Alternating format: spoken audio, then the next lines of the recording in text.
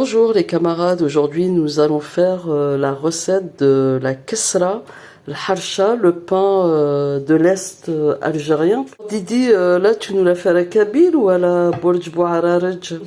Alors normalement pour le faire, il faut de la semoule extra fine. Pour le faire à la kabyle, eux ils appellent ça aroma Coran. Mais là, nous, on n'avait pas de semoule extra fine, donc on a pris de la semoule moyenne. Et c'est pas grave, on va la travailler un peu plus longtemps.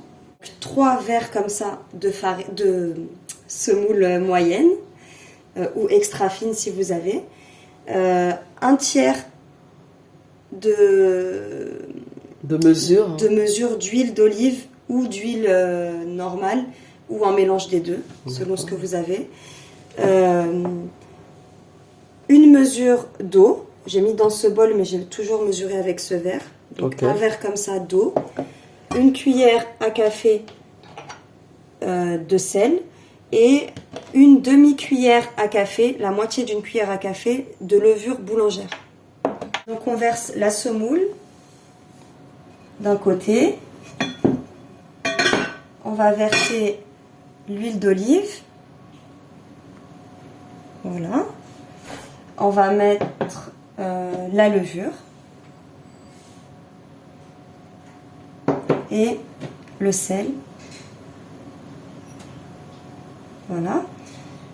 Et on va verser un petit peu d'eau. On va pas mettre toute l'eau en même temps parce que ça va être au fur et à mesure selon la texture de la pâte. On va rajouter petit à petit. Et même si cette mesure-là, ça suffit pas, on rajoutera encore. D'accord. La moitié et après on verra. Et on va commencer à mélanger la pâte et la semoule pour faire la pâte. Donc voilà, on mélange la pâte en sablant un petit peu. Et on commence à la ramasser avec sa main. On commence à ramasser pour former une boule. Quand on voit qu'on galère, on rajoute un petit peu d'eau. J'ai ramassé toute la semoule. Et vous voyez, franchement, j'ai pas hésité à rajouter de l'eau, mais malgré ça, j'ai pas utilisé mon verre complet.